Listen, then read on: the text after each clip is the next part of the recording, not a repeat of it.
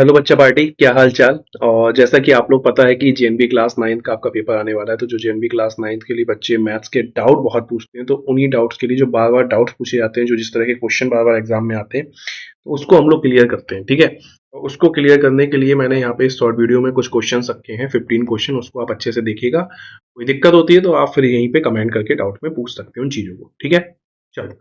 तो यहाँ पे देखो, क्वेश्चन आपका कह रहा है कि 25 सेंटीमीटर इंटू 20 सेंटीमीटर वर्गाकार भुजा वाली एक आयताकार सीट है। तो एक आयताकार सीट है, ठीक है, जिसका हमने साइज ले लिया है, जो गिवन है साइज 25 सेंटीमीटर और 20 सेंटीमीटर। तो मैं ये मान लेता हूँ कि ये लंबाई 25 सेंटीमीटर दी है और विड्थ इसकी 20 सेंटीमीटर दी है। सीट के चारों कोनों से 2 सेंटीमीटर काटकर, अब सीट के चारों कोनों से आप 2 सेंटीमीटर काटोगे और एक बॉक्स बनाओगे। ठीक है, तो जब 2 सेंटीमीटर कट करोगे ना, तो जो आपकी लंबाई होगी उसमें से भी आप 2 बार कट करोगे, 25 माइनस टू तो ये हो जाएगी 21। ऐसे ही चौड़ाई आपकी क्या हो जाएगी, 20 माइनस टू यानी 16। ठीक है, और जो हाइट है वो कितनी होगी, 2 सेंटीमीटर, क्योंकि 2 सेंटीमीटर तो आप कट कर रहे हो। ठीक है भाई, ये ऊंचाई बन जाएगी। तो अभी एक्चुअल में आपकी जो डायमेंशन है वो एक क्यूबॉइड यानी एक घनाभ की आ गई। तो जो ये आपका घनाभ यानी बॉक्स है, इसका आयतन क्या होगा, एल बी एच। तो आप वैल्यू पुट करोगे, एल 21 16 इंटू टू, तो ये हो जाएगा 21, 16 दूनी 32, 32 एकम 32 का 2 हाथ से लगा 3, 32 64 और 3 67, 672 सेंटीमीटर क्यूब आपका फाइनल आंसर आ जाएगा। ऑप्शन नंबर बी आपका फाइनल आंसर आ जाएगा। नेक्स्ट क्वेश्चन नंबर 2, एक बेलन का वक्र पृष्ठीय क्षेत्रफल 440 है। तो देखो, वक्र पृष्ठीय क्षेत्रफल जो होता है, जो वक्र पृष्ठीय क्षेत्रफल होता है उसे कर्व्ड सरफेस एरिया भी बोलते हैं, जिसका फॉर्मूला होता है 2 पाई आर एच। वो आपको यहाँ पे दिया है 440। इसके आधार की परिधि होती है 2 पाई आर, तो 2 पाई आर आपको दी है 44। तो यहाँ से आपकी हाइट आ जाएगी 44 इंटू एच इक्वल टू 440, और आपकी हाइट यहाँ से कितनी आ जाएगी बेटा, 10 आपकी हाइट आ जाएगी। ठीक है, अब जब हाइट आपकी 10 आ गई, तो 2 पाई आर जो आपको 44 दिया है, इससे आप रेडियस भी निकाल सकते हैं। 2 पाई की value 22/7 into radius equal to 44। तो 22 दूनी 44 से 44 कट जाएगा, आर आपका कितना आ गया, 7 आ गया। हमें निकालना है बेलन का आयतन। तो आयतन का फॉर्मूला क्या होता है, बेलन का आयतन वॉल्यूम ऑफ सिलेंडर का फॉर्मूला होता है पाई आर स्क्वायर एच। पाई की वैल्यू 22/7, रेडियस कितनी हमने निकाली 7, तो 7 इंटू 7, और हाइट कितनी निकाली 10। 7 से 7 गया 22 सत्ते 154 गुणा 10, तो ये आपका हो जाएगा 1540 सेंटीमीटर क्यूब।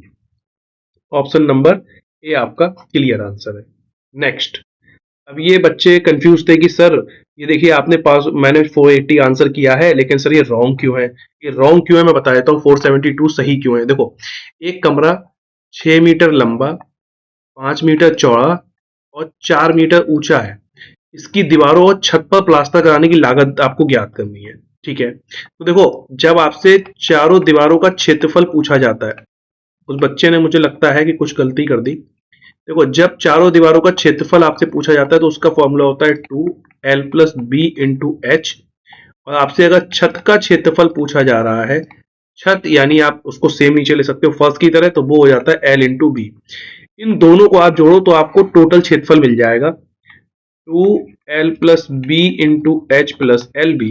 वैल्यू पुट करो, 2lb यानी 6 प्लस 5 इंटू एच है 4 प्लस lb यानी 6 पंजे 30, 6 5 11 दूनी 22 चौक 88 प्लस 30, तो ये हो गया आपका 8 8 3 11 118।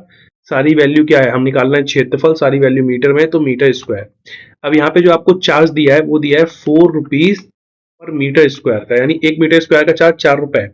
तो 118 मीटर स्क्वायर का चार्ज क्या होगा, 4 से मल्टीप्लाई कर दो, 4 ठे 32 का 2 हाथ से लगा 3, 4 एकम 4 3 7 और 4 एकम 4, तो 472 रुपए आपका इसका क्लियर आंसर आएगा, जैसा कि यहाँ पे क्लियर दिया गया है। ठीक है, नेक्स्ट, रुपए 6000 का एक वर्ष के लिए 5% प्रतिवर्ष की दर से अर्धवार्षिक देय चक्रवृद्धि ब्याज क्या है। देखो, सबसे पहली चीज, जब आपसे यहाँ पे इसने अर्धवार्षिक, ऐसे भी लिख सकते हो अर्धवार्षिक, कोई दिक्कत नहीं है। ठीक है, जब आपसे अर्धवार्षिक ब्याज के बारे में बोल दिया, अर्धवार्षिक देय चक्रवृद्धि ब्याज, तो आप क्या करोगे, ध्यान से समझना। अर्धवार्षिक देय है ना, तो यहाँ पे आपको बिल्कुल क्लियर पता चल जाना चाहिए, जब अर्धवार्षिक देय की बात कर रहा है तो जो आपकी ब्याज दर है R% 5, वो आपकी आधी हो जाएगी। और जो आपका यहाँ पे टाइम दिया है समय, वो आपका क्या हो जाएगा, दुगना हो जाएगा, तो वो 1 की जगह 2 हो जाएगा। बस ये चीज आपको ध्यान में रखनी है। तो पहले हम टोटल अमाउंट निकाल लेते हैं, पी 1 प्लस आर अपॉन 100 की पावर एन। पी 6000 है, 1 प्लस आर कितना हो गया हमारा 2.5, यानी 5/2 को हम सीधे सीधे लिख लेते हैं 2.5। उसके बाद अपॉन में 100 की पावर एन कितनी हो गई 2, तो इसको हम सीधे सीधे लिख लेंगे 6000 गुणा 100 एलसीएम लोगे तो ये हो जाएगा 112.5 गुणा 112.5 अपॉन में 100 गुणा में 100। ठीक है, दो जीरो से पहले दो जीरो कट करो, फिर एक जीरो से एक जीरो, दो से काटोगे दो तिया 6, दो पंजे 10, 5 से काटोगे 5 दूनी 10, और फिर दो डिजिट एक साथ उतारोगे तो जीरो, और ये आपका हो जाएगा 5 से काटोगे 5 दूनी 10, बच्चा एक। अच्छा, 112.5 है ना, दो से काटे दो तिया 6, दो पंजे 10, 5 से काटेंगे तो ये आपका हो जाएगा 112.5 को सीधे सीधे लिख दो, दो तिया 6, दो पंजे 5 से काटेंगे तो 5 दूनी 10, बच्चा एक यानी 12। तो फिर से आपका ये हो जाएगा 5 दूनी 10, और ये हो जाएगा पचम 25, तो ये आपका हो जाएगा 22.5। लेकिन मैंने यहाँ पे, मुझे लग रहा है हम लोग की एक कैलकुलेशन मिस्टेक हो गई है, क्योंकि 112 नहीं होगा, क्योंकि वो 2.5 है ना। कोई बात नहीं, कोई बात नहीं, इसको आप सही कर दो। अभी हम लोगों ने कुछ करा ही नहीं है चेंजेस, इसको आप सही कर दो, ये आपका हो जाएगा 102.5 इंटू 102.5, कोई दिक्कत नहीं है। तीन जीरो से तीन जीरो गए, जीरो से जीरो गया, दो तीन अच्छे, दो पंजे 10, 5 से इसे काटेंगे तो ये हो जाएगा 5 दूनी 10, और ये बचा पचम 25। तो यहाँ आपकी कैलकुलेशन होके आएगी 3 इंटू 20.5 मल्टीप्लाई 102.5। ठीक है, इसको आप कैलकुलेट करो। तीन तीन पंजे 15 का 5, हासिल लगा एक। ठीक है बेटा, तो कैलकुलेशन का आप लोग ध्यान रखिएगा। और यहाँ पे जैसे जब आप इसकी मल्टीप्लाई करोगे, देखो 3 पंजे 15 का 5, एक इधर आ जाएगा, 3 दूनी 6, तो ये हो जाएगा 61.5 इंटू 102.5। अब इसे आप कैलकुलेट कर लेना। ठीक है, कैलकुलेट करने के बाद आएगा ये 6303.75। ठीक है, ये आया है टोटल अमाउंट। आपको निकालना है सी आई, तो सी आई क्या हो जाएगा ए माइनस पी। टोटल ए आया है 6303.75, और प्रिंसिपल आपका था 6000। सब्ट्रैक्ट करोगे तो आपकी वैल्यू आ जाएगी 303.75। Option number C is the right answer. Next, ये आपका बच्चे बहुत डाउट में क्वेश्चन पूछते हैं रेशनलाइजेशन का। देखो इसमें रेशनलाइज यानी परमीकरण कैसे करना होता है। जैसे ये दिया है √3 माइनस 1 अपॉन √3 प्लस 1। ये क्वेश्चन दो तरीके से पूछा जा सकता है। या तो आपसे सीधे इसकी वैल्यू पूछी जा सकती है क्वेश्चन मार्क में, या इस तरीके से कंपेयर करा के आपसे वैल्यू पूछी जा सकती है। ठीक है, तो रेशनलाइज करने का तरीका ये होता है कि जो आपका हर होता है यानी डिनोमिनेटर, इसके अपोजिट साइड से, यानी √3 प्लस 1 है तो इसका अपोजिट साइड √3 माइनस 1, इससे हम न्यूमरेटर और डिनोमिनेटर दोनों में मल्टीप्लाई करते हैं। तो ऊपर हो जाएगा हमारा √3 माइनस 1 का होल स्क्वायर, नीचे हो जाएगा a plus B A minus B, यानी √3 का होल स्क्वायर और माइनस 1 का होल स्क्वायर। ठीक है, तो √3 माइनस 1 के होल स्क्वायर को आप क्या करोगे, ए स्क्वायर यानी √3 का स्क्वायर 3, 1 का 1 माइनस का 2√3 अपॉन में 3 माइनस 1। ऊपर हो जाएगा 4 माइनस 2√3, नीचे हो जाएगा 2। यहाँ आप 2 कॉमन ले लोगे। ठीक है बेटा, यहाँ आप 2 कॉमन ले लोगे तो यहाँ बचेगा आपके पास 2 माइनस √3 अपॉन में 2, 2 से 2 कट गया। अब देखो इसकी वैल्यू जो थी वो आपकी दी गई थी a√3 प्लस बी, और आपने क्या निकाला है 2 माइनस √3। तो √3 वाले जब आप कंपेयर करोगे तो a√3 बराबर माइनस का √3 होगा। √3 से √3 कट गया तो a बराबर आ गया माइनस का 1। हमें a निकालना है, तो ऑप्शन नंबर जो ये हमारा हो जाएगा डी। ऑप्शन नंबर जो ये सी वाला है ये हमारा -1 क्लियर हो जाएगा। अगर आपसे मान लो बी की वैल्यू, बी बराबर आप देखते तो 2 आता, अगर बी की वैल्यू पूछता तो 2 आंसर हो जाता। ठीक है, चलिए आगे बढ़ते हैं। The diagonal of a rhombus are 16 centimetre and 12 centimetre. ये क्वेश्चन बहुत पूछा जाता है, बार बार इस तरह का क्वेश्चन आता है आपके एग्जाम में। तो देखो, हालांकि ये मैनुअली रोम्बस बना रहा हूँ, जितना बन पाए आप देख लेना, बस कॉन्सेप्ट समझना। रोम्बस में क्या होता है, चारों साइडें इक्वल होती है। मान लो ये भी ए है, ये भी ए है, ये भी ए है और ये भी ए है। डायगोनल जो है वो 90 डिग्री पे बाइसेक्ट करते हैं, और 90 डिग्री पे मतलब बाइसेक्ट करते हैं यानी इक्वल पार्ट। तो एक डायगोनल जैसे 16 है तो वो डायगोनल आपका हो जाएगा 8 और 8। दूसरा डायगोनल 12 है तो वो आपका हो जाएगा 6 और 6। तो अगर आप ध्यान से देखोगे ये हमारे वर्टेक्स हो गए ए बी सी डी, और जो डायगोनल इंटरसेक्ट किए वो पॉइंट है ओ। तो आपको अगर ध्यान से दिखेगा तो ये आपका एक ट्रायंगल हो गया, राइट एंगल ट्रायंगल, जिसकी साइड है ये 8, ये साइड है 6। तो जब आप इसमें पाइथागोरस थ्योरम लगाओगे, और पाइथागोरस थ्योरम लगाओगे तो 90 डिग्री के सामने वाली साइड क्या है, हाइपोटेनियस, तो हाइपोटेनियस का स्क्वायर इक्वल टू हो जाएगा perpendicular square plus base square, perpendicular यानी 8 का स्क्वायर प्लस 6 का स्क्वायर, तो ये आपका हो जाएगा 64 प्लस 36 इक्वल टू 100। तो हाइपोटेनियस आपका हो जाएगा अंडर रूट 100 इक्वल टू 10। यही हाइपोटेनियस आपकी साइड है। Each length, length of each side मतलब साइड ही साइड है रोम्बस की इक्वल होती है, तो ए बराबर आपका क्या आ जाएगा 10 सेंटीमीटर आंसर आ जाएगा। नेक्स्ट, सुगंधा ने अपने दोस्त से 12% वार्षिक दर पर चक्रवृद्धि ब्याज पर रुपए 40,000 उधार लिए, 2 वर्ष और 3 महीने बाद उसे कितना ब्याज देना होगा। देखो यहाँ पे क्वेश्चन में कुछ नहीं है, सीधे ब्याज निकालना है। देखो सबसे पहले रेट ऑफ इंटरेस्ट आपका दिया है 12%, टाइम जो है आपका टी वो दिया है 2 वर्ष और 3 महीने। तो देखो इसमें क्या होता है ना, इस तरह के क्वेश्चन में 2 वर्ष तो आपका सीधे सीधे n बराबर 2 यूज कर लोगे, 3 मंथ जो है आपका उसे जब ईयर में बदलोगे तो ये हो जाएगा 3/12, 3 × 3 = 12 यानी 1/4 वर्ष हो गया, 1/4 ईयर। ठीक है, तो जब आप टोटल अमाउंट निकालते हो, total amount equal to P 1 + r/100 की पावर n, तो पी आपने लिखा 40,000। ठीक है, पहले हम इसको अलग निकाल लेते हैं, 2 साल का 1 + r आपका हो गया 12/100 की पावर n कितना है 2, तो ये आपका हो जाएगा 40,000। ठीक है, और 4 से अगर आप इसे काटोगे, लेकिन मत काटो क्योंकि एलसीएम लोगे तो ये हो जाएगा 112/100 गुणा 112/100, 2 जीरो 4 जीरो से आपके ये 4 जीरो गए, और ये आपकी कैलकुलेशन करने पे वैल्यू आएगी, कैलकुलेशन थोड़ा सा आप अपने आप करके रखिएगा, ये आपकी वैल्यू आएगी 50,176।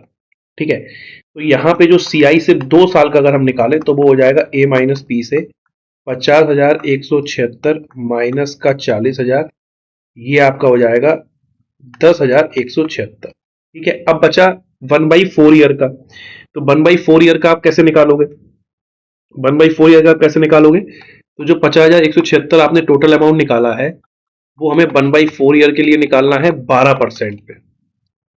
ठीक है, इसको जब आप कैलकुलेट करोगे 1/4 इंटू 12, तो ये हो जाएगा 4×3 = 12, और इसकी जो कैलकुलेशन आपकी आएगी, जब इसकी कैलकुलेशन करोगे और 100 से डिवाइड करोगे, ठीक है, तो आपकी कैलकुलेशन 100 से डिवाइड करने पे 1500 के समथिंग आएगी। ठीक है बेटा, तो यहाँ पे जब आप इसे कैलकुलेट करोगे तो ये मल्टीप्लाई करोगे तो ये आपका आ जाएगा, देख लो 3×6 = 18 का 8 हासिल लगाए। ठीक है, 3×6 = 18 का हासिल लगाए, 3×7 = 21 और 22 का 2 हासिल लगा 2, 3 × 3 = 2 5, फिर 0, 3×5 = 15 बटे कितना है 100।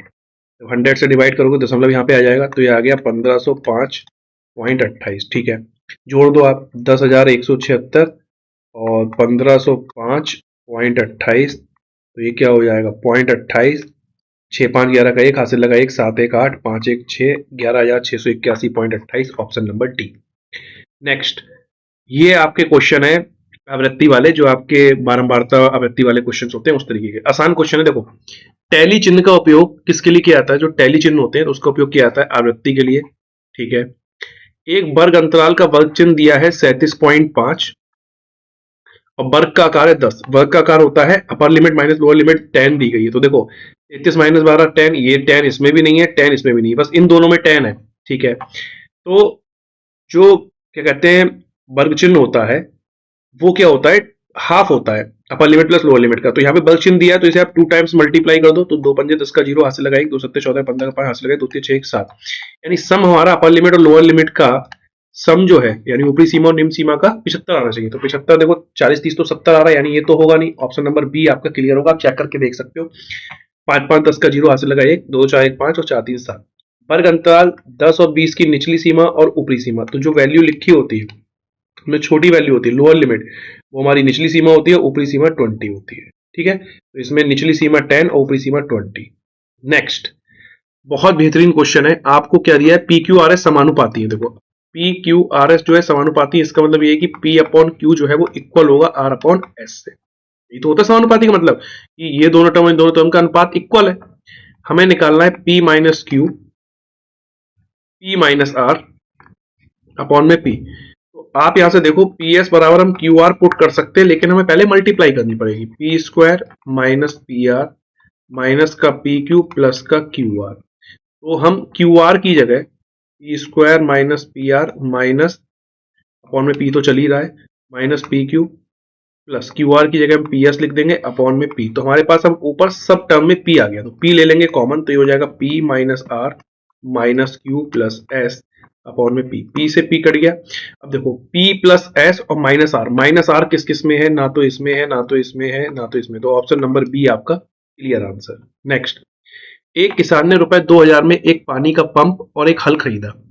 तो पानी का पंप और हल कितने में खरीदा, 2000 रुपए में। तो अगर मैं मानूं कि पानी का पंप जो है पी रुपए में खरीदा, क्रय मूल्य इसका पी है, तो हल का क्या होगा क्रय मूल्य, बताओ। तो आप बोलोगे अगर देखो पानी का पंप का पी है तो हल का जो क्रय मूल्य होगा सीपी, वो हो जाएगा 2000 माइनस पी।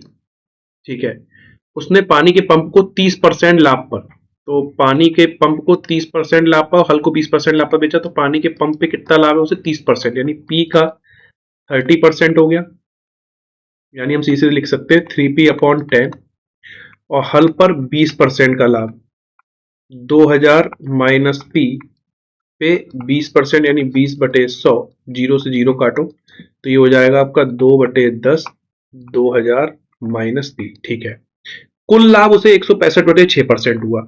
तो कुल लाभ कैसे निकालोगे भाई, कुल लाभ यानी क्रय मूल्य पे तो हुआ होगा, कुल लाभ यानी 2000 पे उसे हुआ है 165/6% का, यानी बटे 100।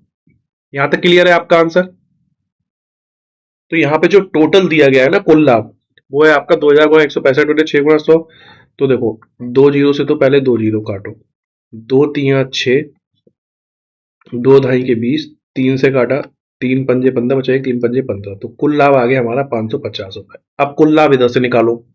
पानी के पंप पे लाभ है 3p/10, हल पे कितना है 2/10, 2000 माइनस पी बराबर 550। 10 एलसीएम लोगे तो एलसीएम में तो 10 है दोनों तरफ, तो सीसी 10 की क्रॉस मल्टीप्लाई हो जाएगी, ये हो जाएगा 3p प्लस 2 दूनी 4000 माइनस 2p इक्वल टू 5500।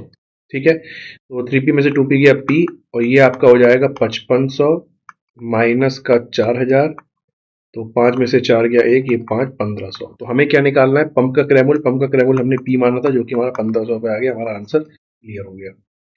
यहां तक क्लियर है, फिर हम लोग आगे चलते हैं। ठीक है, नेक्स्ट, यदि किसी संख्या का 11 सही 1/9% भाग स्वयं में जोड़ा जाए, तो कोई संख्या x है और x का 11 सही 1/9% भाग स्वयं में जोड़ा जाए तो परिणाम 900 हो जाता है।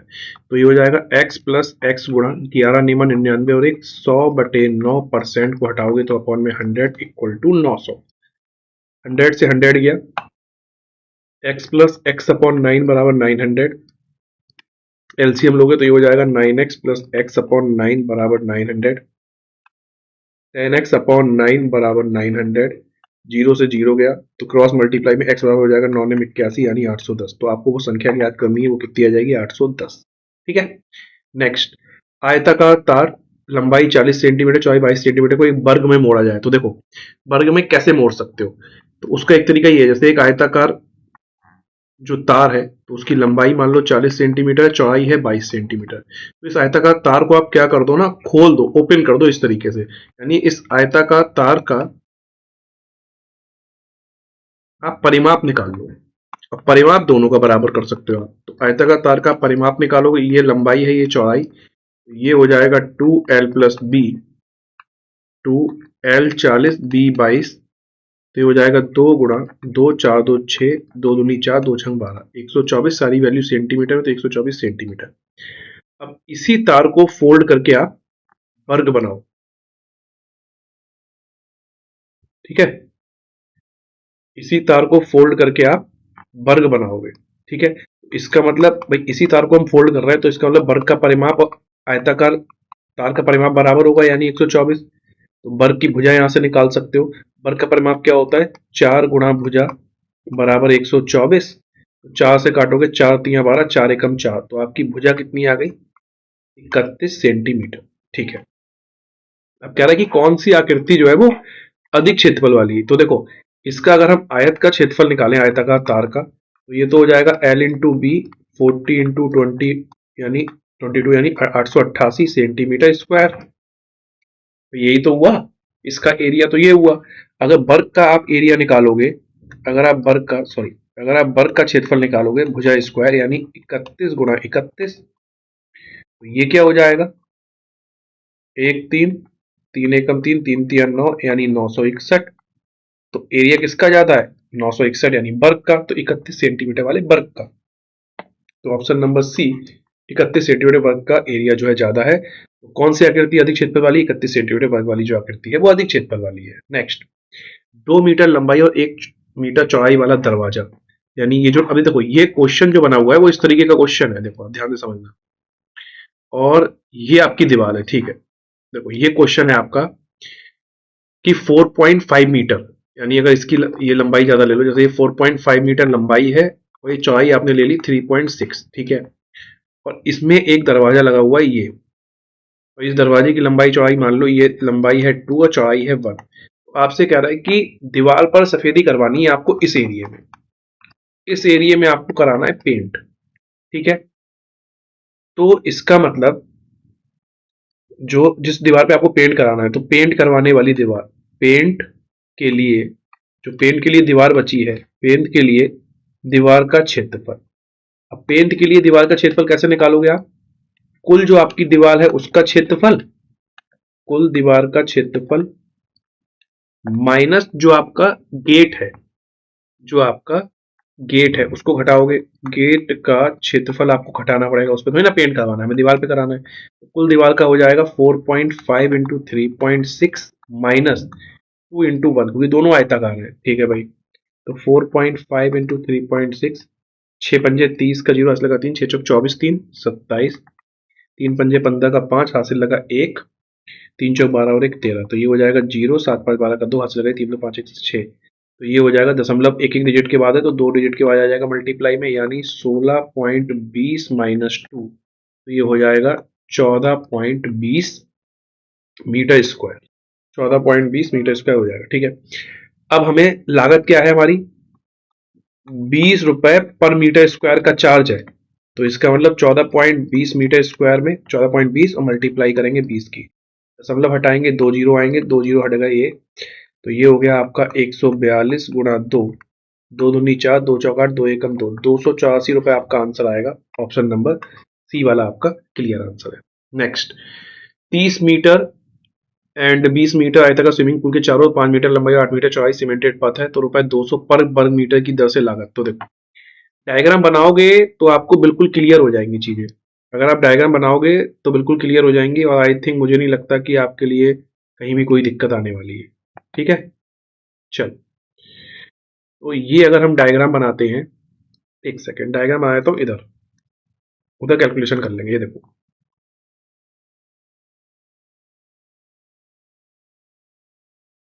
ठीक है। ये हमारा जो डायग्राम है देखो, ये अंदर वाले की डायमेंशन है 30 मीटर और ये है 20 मीटर, ठीक।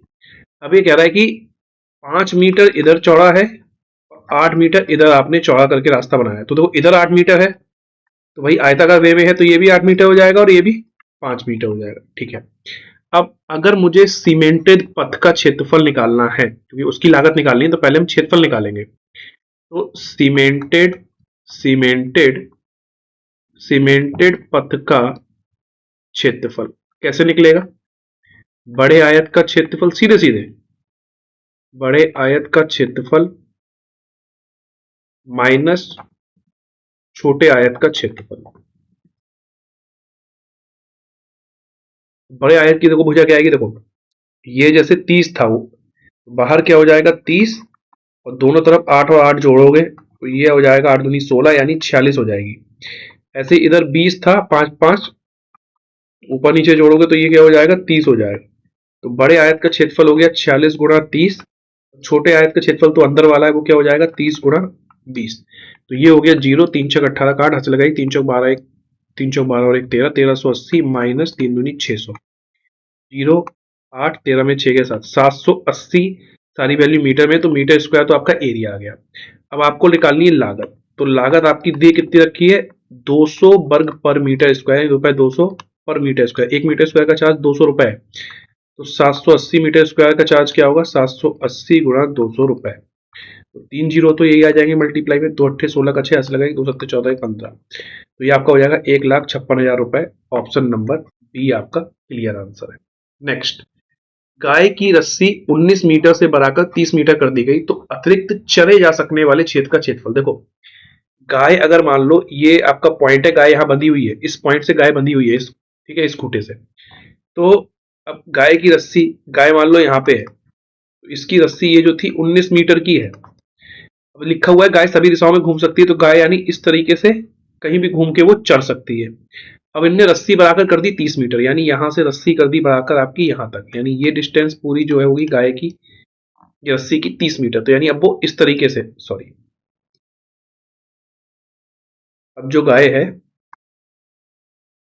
वो इस तरीके से चर सकती है। तो ये कह रहा है अतिरिक्त चढ़े जाने वाला क्षेत्रफल, यानी ये वाला क्षेत्रफल आपको निकालना है। तो इसका मतलब ये कैसे निकालोगे, ये भी सिंपल सा है। अगर हमें अतिरिक्त अतिरिक्त चरे जा सकने वाले अतिरिक्त चरे जा सकने वाले क्षेत्र का क्षेत्रफल निकालना है, तो इसमें कैसे निकालोगे? सीधी सी बात है भाई, बड़े सर्किल, बड़े वृत्त का क्षेत्रफल माइनस छोटे वृत्त का क्षेत्र, बड़े वृत्त का क्षेत्रफल माइनस छोटे वृत्त का क्षेत्रफल। सिंपल सा कॉन्सेप्ट है, कोई ज्यादा कंफ्यूजिंग वाला नहीं। तो बड़े वृत्त का क्षेत्रफल क्या होगा? पाई आर स्क्वायर, यानी पाई आर स्क्वायर कैपिटल, ये पाई स्मॉल आर स्क्वायर कर दो। और आर वन आर टू नाम देना चाहते हो दे दो, वरना देने की जरूरत नहीं है, क्योंकि सीधे स्मॉल आर कैपिटल आर कर दोगे। ठीक है, पाई ले लिया कॉमन, कैपिटल आर कितना है 30, तो 30 का स्क्वायर माइनस 19 का स्क्वायर। ठीक है, पाई की वैल्यू हो गई 22/7, ये हो गया 30 का स्क्वायर 900, 19 का 361, तो ये हो गया 22/7 गुणा 10 में से 1 गया 9, और 9 में से 6 गया आपका 3, और 8 में से 3 गया आपका 5। काट के देख लेते हैं, 7 से काटोगे तो 7 सत्ते 49, 13 में से 9 गया 4 49, 7 सत्ते 49, तो ये आ गया 22 × 77। अब 22 × 77, तो 22 से 77 की मल्टीप्लाई देख लो, 7 दूनी 14 का 4 से 7 दूनी 14 15, फिर आपका आगे 154, तो ये हो गया 4 5 4 9 5 1 1694, 1694 यानी option number B, 1694 metre square आपका आंसर आ जाएगा, ऑप्शन नंबर बी। ठीक है, तो यहाँ पे हम लोगों ने जो डाउट किए हैं, ये आपकी छोटी सी शॉर्ट वीडियो है 25 से 30 मिनट की, और यहाँ पे हम लोगों ने डाउट्स को कंप्लीट किया है। इसी तरह के जो डाउट्स हैं वो आप लोग अब भेजने की जरूरत नहीं है, आप फटाफट से इसको देख के कर सकते हैं। बाकी आपको कोई क्वेश्चन में या कोई कॉन्सेप्ट में दिक्कत हो रही है तो आप कमेंट जरूर कर सकते हैं। थैंक यू सो मच, मिलते हैं नेक्स्ट वीडियो में।